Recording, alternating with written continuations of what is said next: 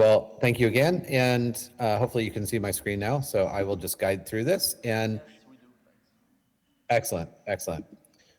So just for way of background, I consider myself a technologist. I started in technology 25 years ago, and then got into the nonprofit sector on accident. And I spent 22 years leading nonprofit organizations when in 2017 became very curious about artificial intelligence, mainly machine learning and deep learning, to help quantify connection, to measure generosity, in fact, predict generosity. It was in 2017 that I realized that with great prediction came great responsibility, and that with our sector, in that fact that we operate in this currency of trust, that we needed to make sure that we not just used AI to amplify our impact, but that we would use it in a way that would be additive and not diminish trust in our sector. So this presentation is really, again, going back to our journey with creating Fundraising.AI, which is a volunteer effort now globally represented in 141 countries, and I'll actually share a little bit of those stats. I'm also an author on the area of civic participation, mainly charitable participation. So I wrote a book a few years ago called The Generosity Crisis. And the Generosity Crisis, while it was US-centric to some regard, talking about data in the US and the decline of charitable participation, that in the last 20 years, we've actually gone from 2/3 of Americans giving to charity down to less than half. But that trend is actually being found in most developed nations. And so the book really talks about the decline in charitable participation more globally, and the fact that people are becoming a bit more isolated. That leads us to a moment in time where nonprofits have to dig deep and really understand what is at stake. If we continue to operate in the same way that we have before, essentially, we will envision a future that is far less generous, or that charities and the social sector will be less pronounced. And truly, this brings us to this inflection point where the next 3 to 5 years in fundraising will be our sector's ability to harness AI, but not just how or what we use, but how we use it. And so we spend a lot of time thinking about the intersection between generosity and trust and AI to help envision a future that is more generous, not less.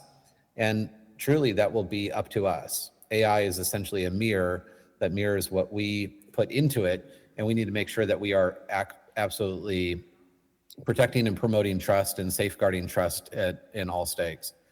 It also means that there's a lot of questions that we don't have answers to. We have questions about what AI is and isn't, and is it going to replace jobs or augment jobs or amplify mission? We have questions about knowing whether or not it is ethical, or in some regards, is it manipulative? And we're digging deep in questions that were philosophical originally, or that are no longer philosophical. They're being presented to us in the modern day.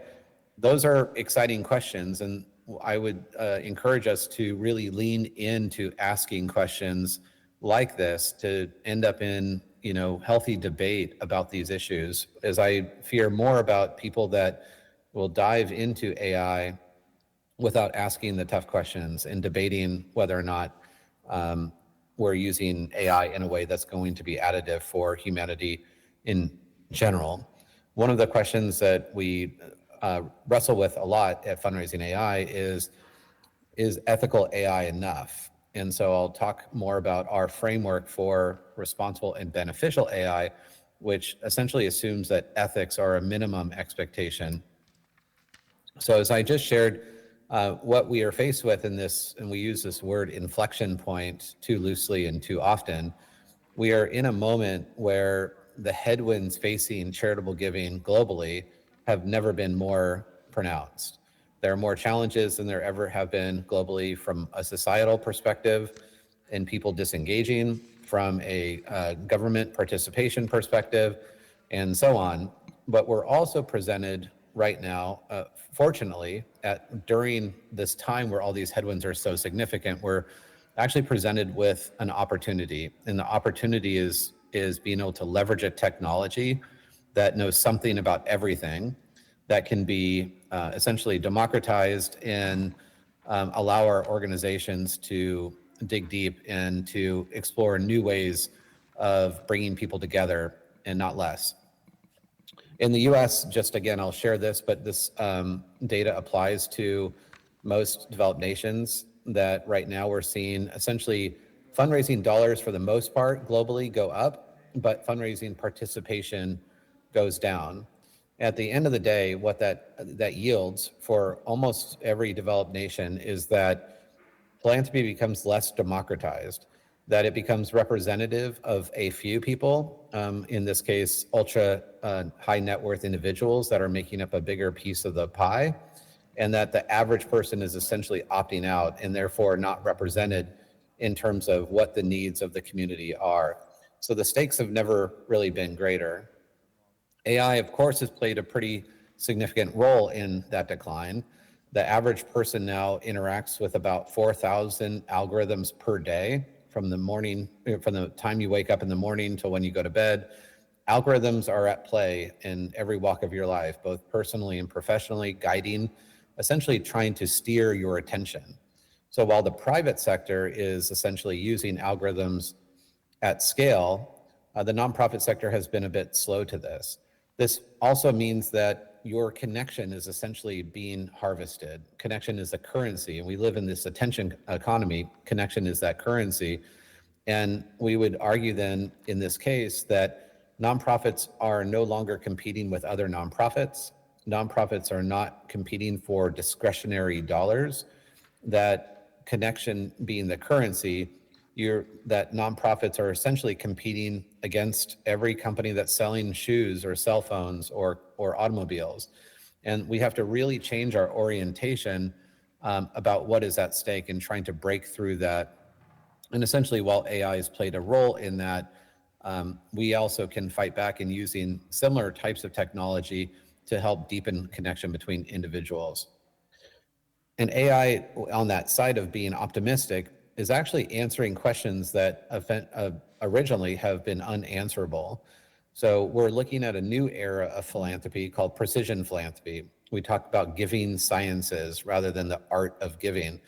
And precision philanthropy is about knowing every person on an individual level, the same way that Nike or a cell phone provider is no longer trying to sell their cell phone to every person on the planet. They're looking for individuals that are most likely to convert. And that precision philanthropy allows us to look at the population of people, to measure them, and then to essentially build a bridge to those individuals that are most likely to respond to your organization.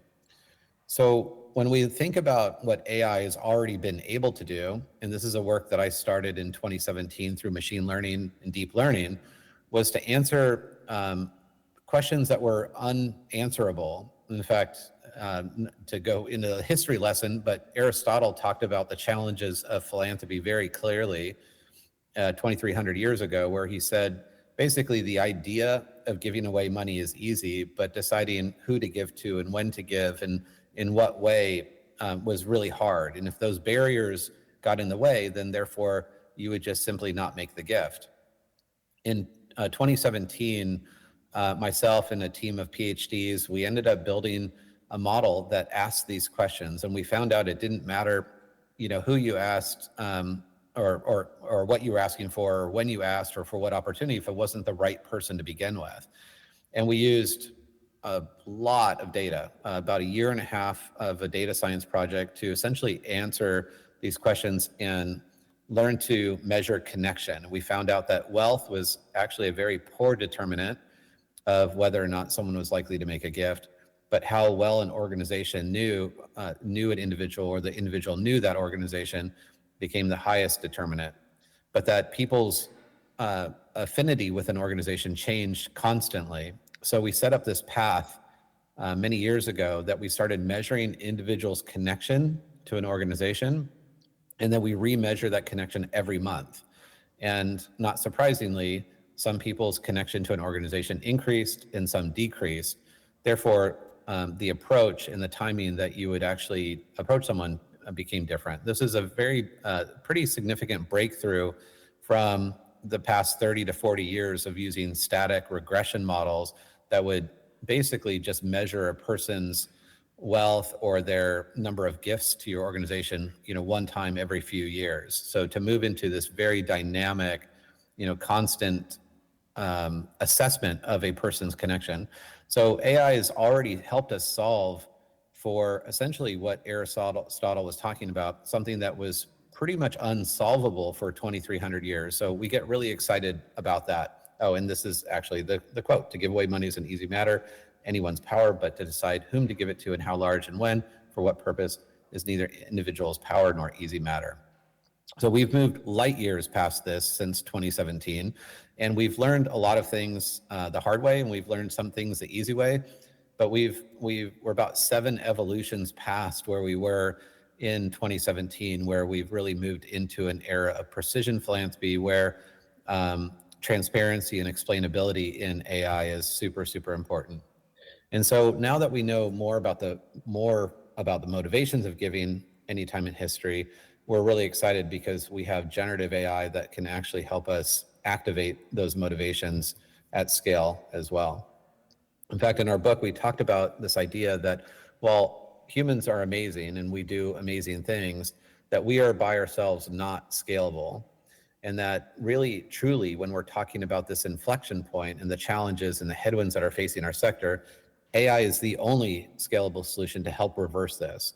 That is, assume that we are using this technology in a way that promotes and protects trust. And we assume that just because we can do something doesn't mean we should, that we constantly ask ourselves that question, that we're making sure that we're using this technology in a positive way. And so while AI for nonprofits is a given, there's no doubt that around 85% of nonprofits, at least in the US, but I'm sure that's probably global, are experimenting with AI, that the effective implementation is not a given, that irresponsible AI will either further exacerbate or accelerate the decline in charitable giving, or it can be a net positive.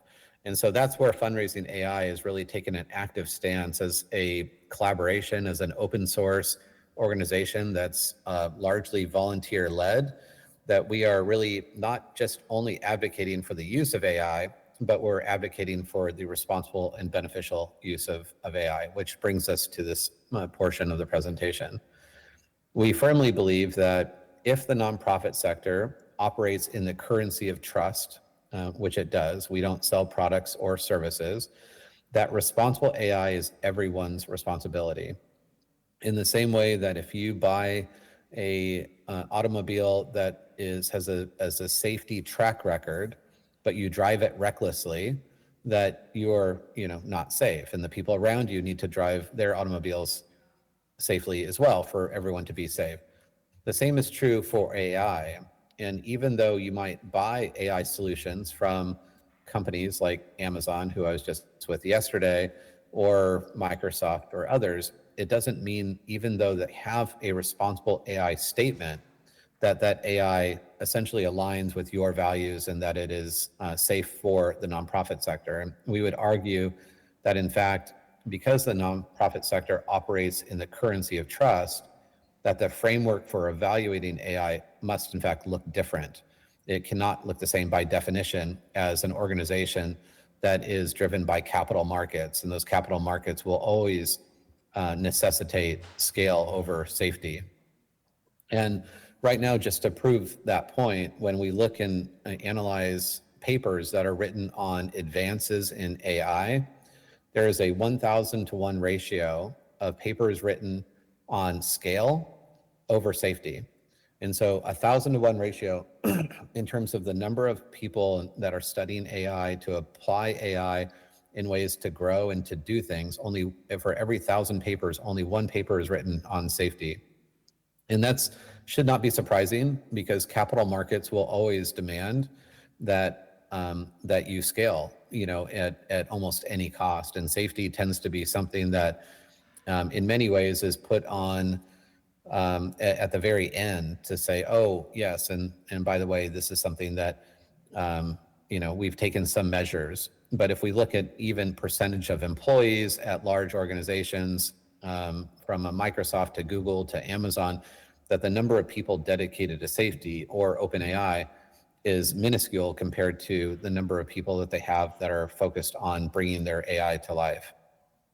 And this is summed up really well in the statement. Mustafa Solomon is now with Microsoft. He was the founder of Google DeepMind, but he talks about this idea in his book last year, The Coming Wave, that this is going to be the most productive decade in the history of our species. He also goes on to say how important it is to know when and how to say no collectively, that we, just because this is productive, that we have to learn how and when to say no, because at the end of the day, productivity is not our goal. In fundraising, specifically in philanthropy, our goal is about bringing people together to basically come together to do something that neither one of us could do alone. And so while productivity is enticing and AI proves or will present itself to help make us very productive, that's not our goal. Our goal is to bring people together and to amplify our mission together. So we have to make sure that in every case that we are thinking about applying AI, that we'll always choose humanity over utility. And utility is great and enticing, but again, making sure that it's not, utility and humanity, that we present humanity over utility every time. It's operating in the currency of trust. It carries a burden with it. And that burden is to protect and promote that trust. And in fact, if people asked me, if we didn't have a framework for responsible AI, and they asked me, how would you evaluate whether we should use this? I would only have to go back to understanding whether the technology was being used both in the short term and the long term to bring people together to promote and protect trust. If it was giving more transactional, or it was replacing a human in an interaction, then in fact I would steer away from it or have another conversation. This really brought us to the conclusion where we started Fundraising.AI again as a volunteer effort that and completely independent. We are sponsor supported, but we actually we're not required to do anything by what our sponsors are. Our sponsors are Microsoft and Salesforce and Amazon and many others, but we're not required to represent their ideals. In fact, we remain completely independent. We exist to promote and understand the development and the use of not just responsible AI, which I'll talk about the differences, and beneficial AI in nonprofit fundraising. That is our entire premise. We have one full-time employee, Jen Lau, who I think is on this call, and she is amazing and been on the journey with us to help us really bring this idea to life. So when we're talking about this idea of responsible and beneficial AI, in fact, yesterday at Amazon, I was interviewed by someone from France who were talking about ethical and beneficial AI. AI has no geographic boundaries. Responsible AI has no geographic boundaries, and ethical AI has no geographic boundaries, that these principles apply no matter where you are anywhere in the world, in that we want to ensure that the future of humanity is essentially supported, not hindered by the use of AI, and that we continue to hold that as the key tenet of what we do. And while many companies talk about ethical AI, and that's not a bad thing to say, although it ends up being subjective, because you have to ask the question, ethics according to whom? The idea that ethical AI is not a maximum expectation, it is a minimum expectation.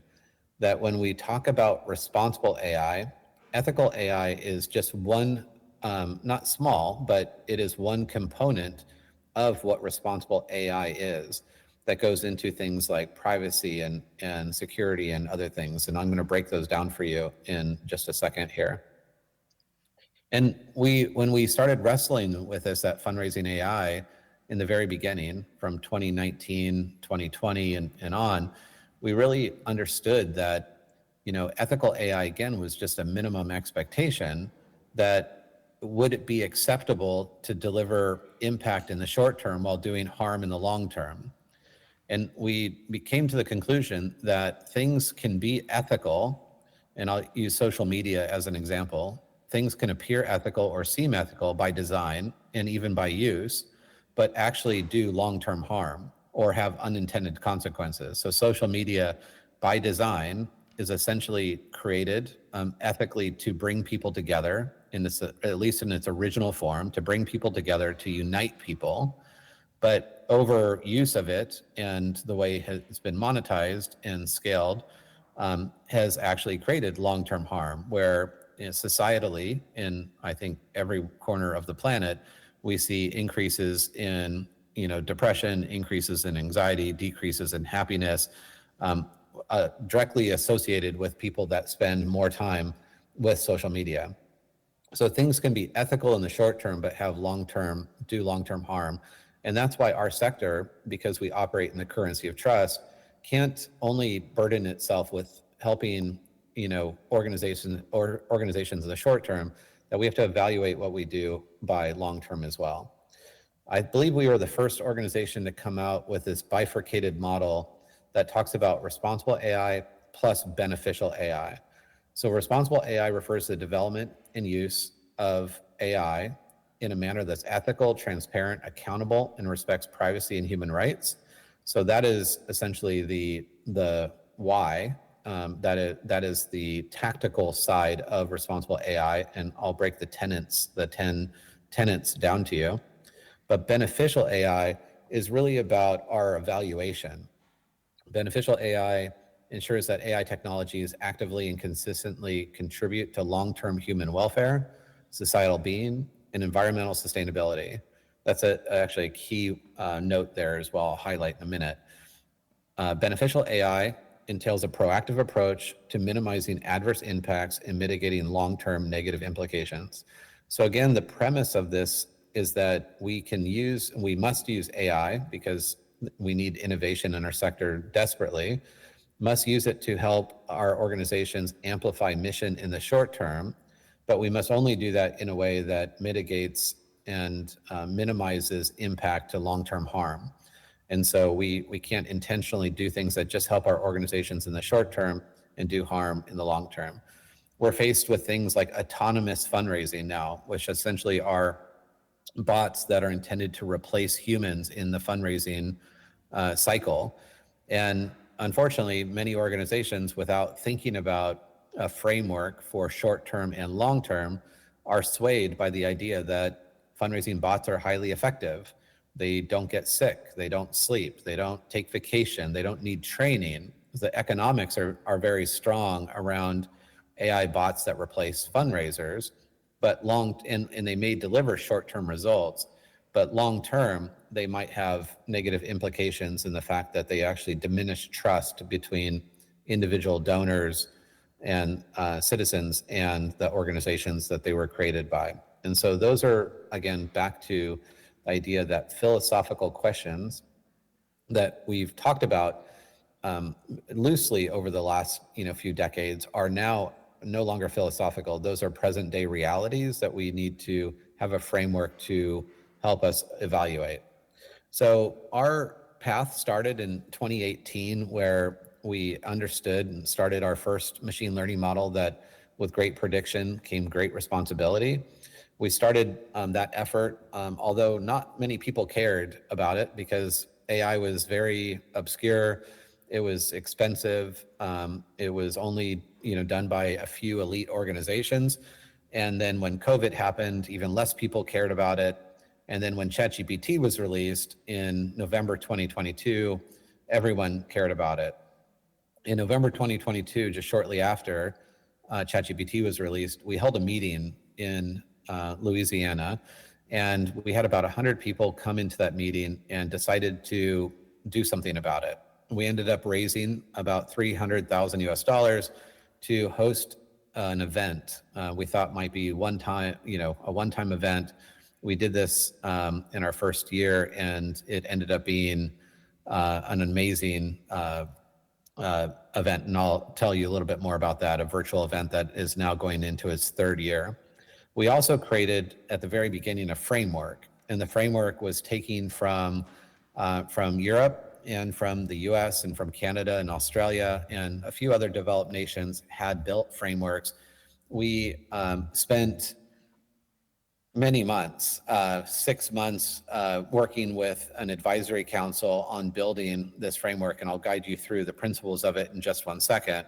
We released that framework in June of 2023, and since then it actually has been endorsed by lots of organizations, for-profit companies, nonprofit organizations, and lots of individuals. Over 300 people have endorsed it. It is entirely open source and free, and we've had lots of people copy it, which is our intention, and that they use it for their own AI governance as well. We review it twice a year with the framework committee, and that we adapt it because AI is always changing. The 10 principles of the framework are these, and they don't look that unsimilar to many private sector frameworks, except for really a few key areas. So of course, things like privacy and security and data ethics and inclusiveness and accountability, you see a lot of those in private sector frameworks, but transparency and explainability are very different. We, again, going back to operating in the currency of trust, transparency and explainability means that AI cannot be a black box, that it has to be able to be explained and needs to be interrogated.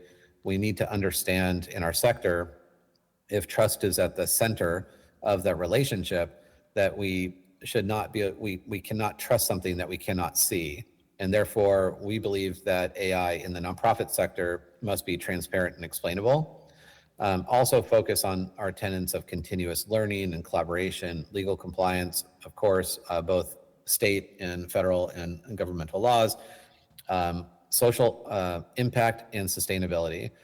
Sustainability is actually another tenet that we have not seen in any other framework, and that really sheds a spotlight or puts a spotlight on the environmental impacts that technology overall, but AI can have. And so that even though we may not have a lot of agency in the type of AI we buy and how the energy is harvested, that we need to be vocal about our preferences and priorities of trying to harvest clean energy to power AI, because energy is the biggest limitation of the future of AI right now overall globally.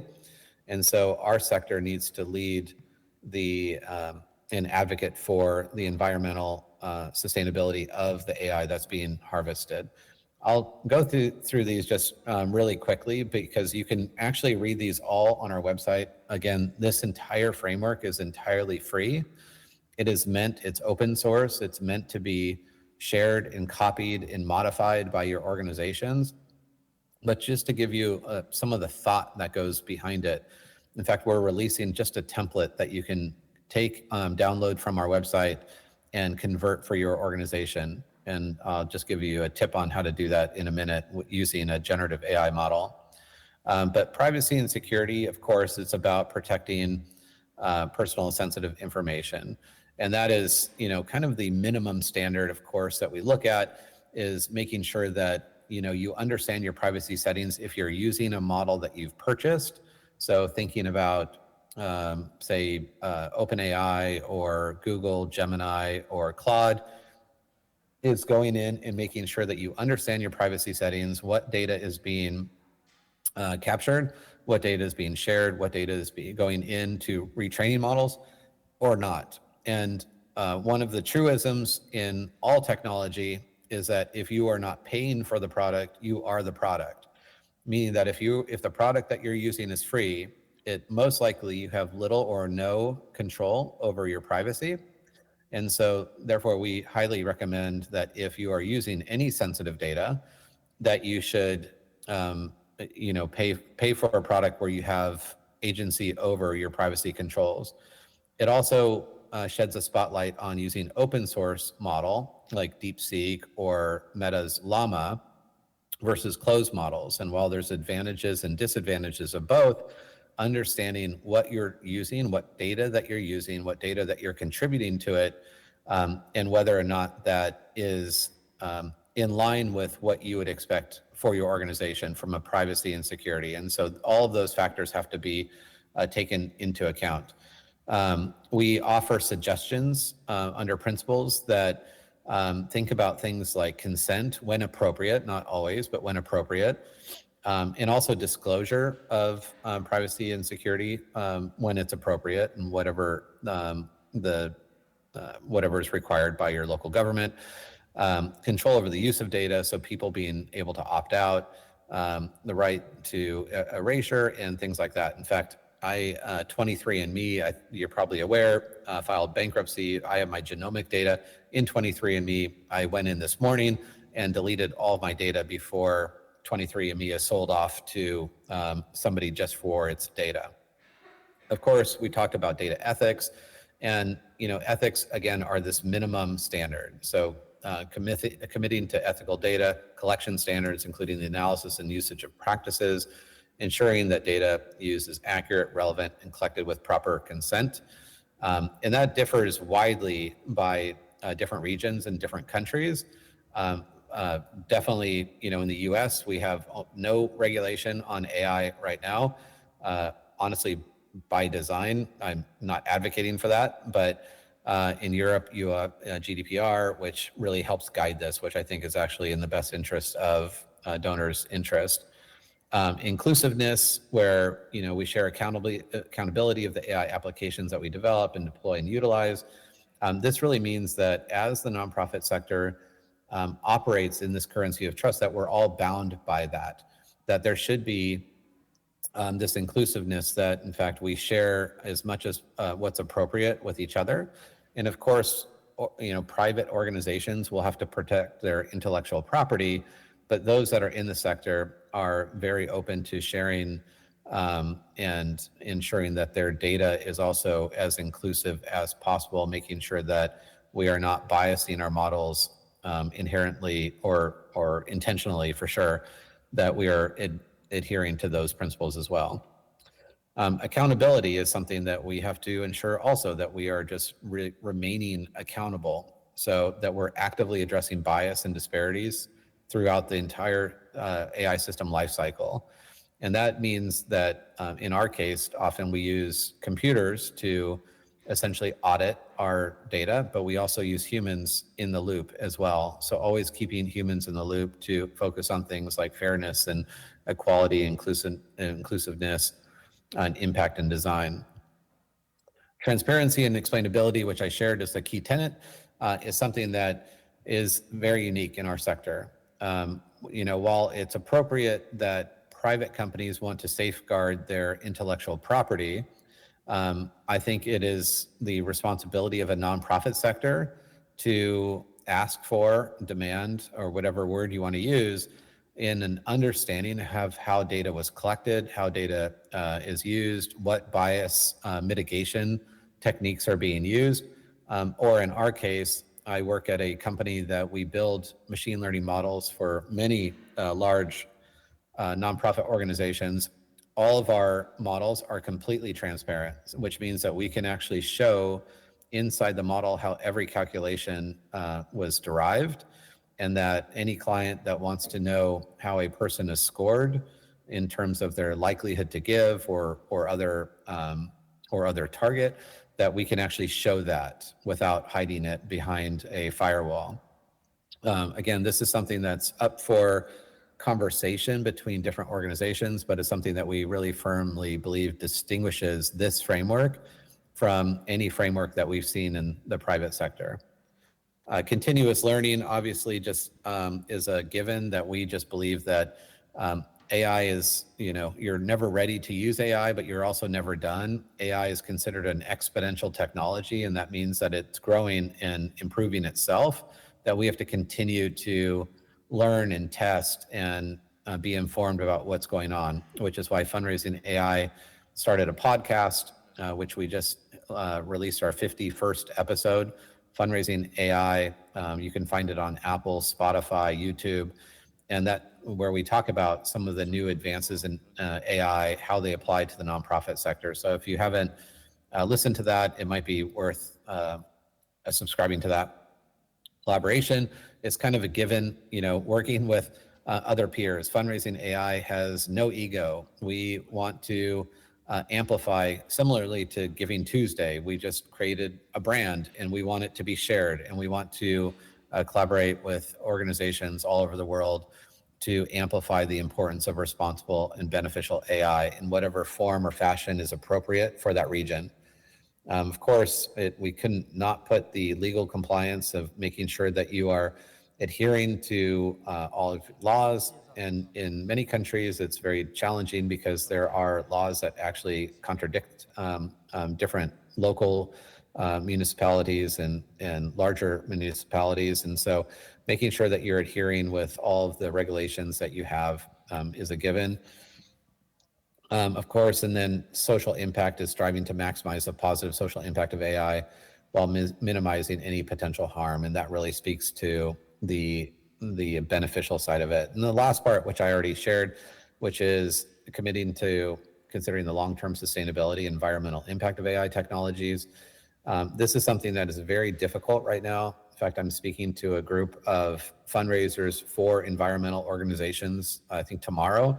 And there are a lot more questions than there are answers. But we know for a fact that energy is, again, one of the biggest limitations for the future of AI. And a lot of that energy is not being harvested in sustainable ways. And so we as organizations have to be vocal, and we have to put pressure on private companies that this is important. This happened early days in the internet days, where the internet was taking up a lot of energy, and it took a while to get there. But we now have choices. When we host a website, we can choose a company that harvests their energy by wind or solar or other and sustainable energy. And so, in fact, I own about 100 URLs, and they're all hosted by a company that uses wind to generate their electricity. And so the same will be true for AI eventually, but we need to make that known that is important to our industry. I have several QR codes here for you to capture. And if you're interested in learning more about the framework, of course, you can endorse it. We don't say sign it. You don't have to. It's not a commitment, but it is basically just an endorsement of the belief for these tenets. So this is where you would go to fundraising.ai/framework to endorse the framework. It can be endorsed at an individual level as a professional or at the organization level. And what this means is that we'll keep you up to date on changes in the framework, how we're using it, experiences that we're gaining, insights that we're gaining from people around the world, and how they're navigating this new world of responsible AI. Last but not least, we wanted to share just a little bit, a highlight on the virtual summit that we decided to do. So as I shared a little bit ago, we raised a few $100,000 a few years ago to do what we thought would be a one-time virtual summit. And it turned out that one-time virtual summit was so popular, we actually at that summit had 7,500 people from, I think, about 80 countries in the world participated, that we decided to do it again last year on October 1st. And that was one day. We had 9,500 people registered from, in fact, it was 141 countries, 45 sessions, and 80 speakers, all free. And the best part of this, because we are open source collaboration, that we, I have an echo, I think, that Sorry, all of the, Nathan, yes. sorry to interrupt you. You're having echo because I actually opened my mic. We are running out of time, and Oh, okay. yeah, I mean, we had allocated half an hour to this slot, and Oh. yeah, we just crossed the line. So I know Oh, you sorry. have many slides more, and they are very relevant. But with respect to the topic that we are gonna focus afterwards, your contribution has been valuable because basically we are going to talk about ethics, sustainability, and all that matters with respect to your framework. So if you don't mind, I will give you maybe 2 minutes to wrap up. We don't mind about seeing all the slides. And if you can focus maybe on the QR code again, because people were actually scanning that. So Okay. I'll let you maybe 2 minutes to wrap up your conclusion, and by no means it hasn't been valuable for us. So thank you. Yes. Sorry to interrupt you, but we really need to rush on the next. Yes, so sorry. Yeah, so I got like stuck in time. So this is an important URL to go to. So everything that we create is open source, available to you. The 2025 Global Summit is September 15th and 16th. It is still entirely free. In fact, all of the past sessions are entirely free. You can download all of those 70 something hours of content on almost any area of ethical, responsible, beneficial AI. So do that. I will just go here. So I would love to stay in contact with you. I publish a lot on this topic. I publish about once a week or every other week a article about AI, something that we're doing in our sector, learnings from other people. And this is where it really all comes together.